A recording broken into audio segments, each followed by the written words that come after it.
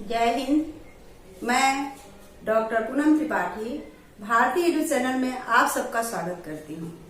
आज का हमारा टॉपिक यूनिट 2 अनुसंधान रिसर्च से है। आज का ये जो हमारा टॉपिक है वो बहुत ही इम्पोर्टेंट है। ये हमेशा यूजीसी नेट में 1 मार्क्स का आता है और ये जो रिसर्च वर्क है उसमें बहुत ही महत्वपूर्ण भूमिका निभाता है। आज का जो ये हमारा टॉपिक है वो है what is one pillar hypothesis of research topic and source of the hypothesis. अनुसंधान विषय का एक स्तंभ प्राकल्पना। ये प्राकल्पना जो होता है, हाइपोथेसिस जो होती हैं, वो अपनी टॉपिक से या किसी भी समस्या के समाधान में सबसे पहले जो हमारी मस्तिष्क में जो आइडिया आती है वही हाइपोथेसिस होती है। अब ये हाइपोथेसिस के विषय में जैसा कि हम ये कह देते हैं कि लड़कियां जो होती हैं अत्यधिक संवेदनशील होती हैं लड़कों के अपेक्षा। उनकी संवेदनशीलता हमें पहले से ज्ञात होता है कि लड़कियां संवेदनशील होती है। जरूरी नहीं है कि सब लड़कियां संवेदनशील हो और जरूरी नहीं है कि लड़कों के अपेक्षा, मगर हमारे मस्तिष्क में पूर्व में ही ये धारणा बनी होती है और इसी धारणा को प्रूफ करने के लिए, इसी धारणा को हमें साक्ष्य, प्रमाण, डाटा कलेक्शन, विश्लेषण, उसका निष्कर्ष पर जब हम पहुंचते हैं तो वही हमारी हाइपोथेसिस का निष्कर्ष जो सत्य पर आधारित होती है वही होती है हमारी हाइपोथेसिस। अब हम हाइपोथेसिस जिसको अगर कोई रिसर्चर लिखना चाहें तो उसे लिख सकते हैं, समझ सकते हैं।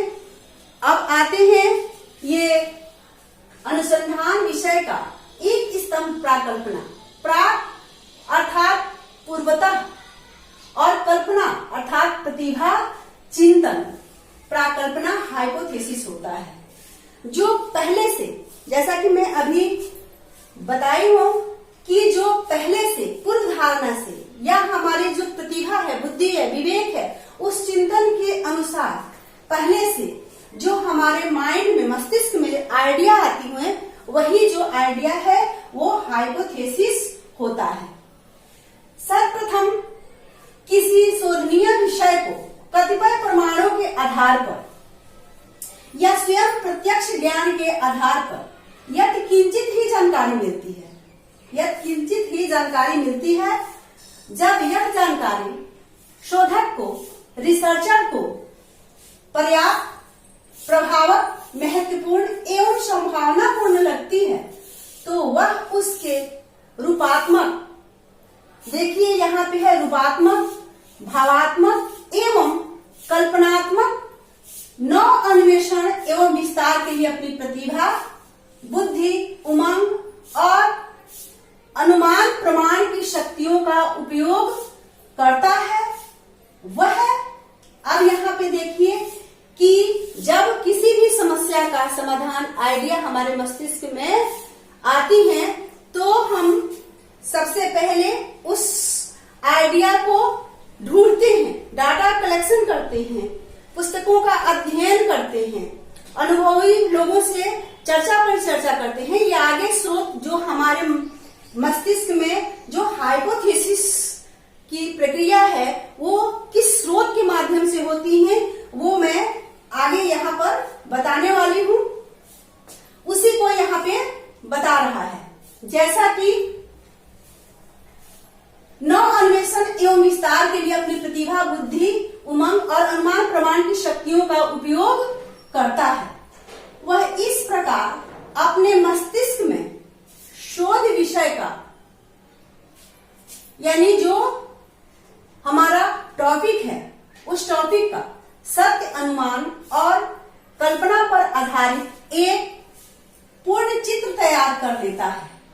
एक कथन बनाता है, एक धारणा बनाता है, एक विचार बनाता है। यह चित्र ही प्राकल्पना है। अब है नोट में यह देख सकते हैं पूरे कि ये जो प्राकल्पना है वो भावनात्मक कल्पना नहीं है। जो ये कल्पना है वह भावनात्मक कल्पना नहीं है। यह स्पष्ट है कि यहाँ कल्पना कल्पना की उड़ान नहीं है। यह कल्पना चिंतन, अनुमान, प्रमाण पर आधारित है। चिंतन एवं अनुमान प्रमाण की भी एक सीमाएं हैं। अतः प्राकल्पना पूर्वतः आंशिक रूप से ज्ञात विषय का अनुमान एवं कल्पना भावपूर्ण उमंग का योग होता है। अनुमान प्रमाण, हम जो उसका अनुमान करते हैं या प्रमाण देते हैं, साक्ष्य देते हैं पुस्तकों का, कथनों का, सिद्धांतों का, उसके विषय में यहाँ पर बता रहा है कि उसका योग होता है हमारा ये परिकल्पना। अब ये है हाइपो। हाइपो का अर्थ है लेस देन, अर्थात जो वास्तविक प्रतिज्ञा कल्पना से तुलनात्मक दृष्टि से कम हो। इसका आशय है प्राकल्पना सत्य एवं तथ्य पर आधारित तो होती है, परंतु वह कुछ कल्पना पर भी आधारित होती है, कुछ उससे में कल्पित भी होते हैं। अतः परीक्षणार्थ प्रस्तावित तथ्य एवं कल्पना मिश्रित थीसिस हाइपोथेसिस प्राकल्पना है। यही प्रमाणित होकर थीसिस बनेगी या अप्रमाणित होने पर छोड़ दी जाएगी। हम प्राकल्पना के माध्यम से जो विचार, चित्र, अपना कथन जो देते हैं, उस कथन का साक्ष्य देते हैं, वो प्रमाणित करते हैं। वो सत्य अगर हमारे कथन होते हैं तो साक्ष्य बनते हैं और अंत में उसी हमारे कथन से थीसिस बनती है। और जब प्रमाणित होती है हमारी थीसिस, तो वो जब हमारा प्रमाणित हाइपोथेसिस होता है तब जाकर के थीसिस बनती है। और वही जो हमारा लिखा हुआ कथन अप्रमाणित होती है तो वो थीसिस नहीं बनती, उसे छोड़ दिया जाता है। अब है कि ये जो हाइपोथेसिस है, जो प्राकल्पना है, उसके स्रोत कहाँ से आते हैं, यानी हम जो कल्पना करते हैं या हमारे माइंड में आइडिया आती है, उस आइडिया के स्रोत कहाँ है, ये बहुत ही इम्पोर्टेंट है। इसे यहाँ हम देख सकते हैं। प्राकल्पना हाइपोथेसिस के स्रोत कहाँ से आती है? विज्ञान, साइंस से, संस्कृति, कल्चर से, व्यक्तिगत अनुभव, पर्सनल एक्सपीरियंस से, रचनात्मक चिंतन, क्रिएटिव थिंकिंग, अनुभवी व्यक्तियों से परिचर्चा करने पर, जैसा कि मैं पहले बताई थी, डिस्कस विथ एक्सपीरियंस पीपल, पूर्व में हुए अनुसंधान जो पहले रिसर्च हुए होते हैं, उस रिसर्च के अध्ययन से, प्रीवियस रिसर्च, समस्या से संबंधित साहित्य का अध्ययन, the study of literature relevant of the problem.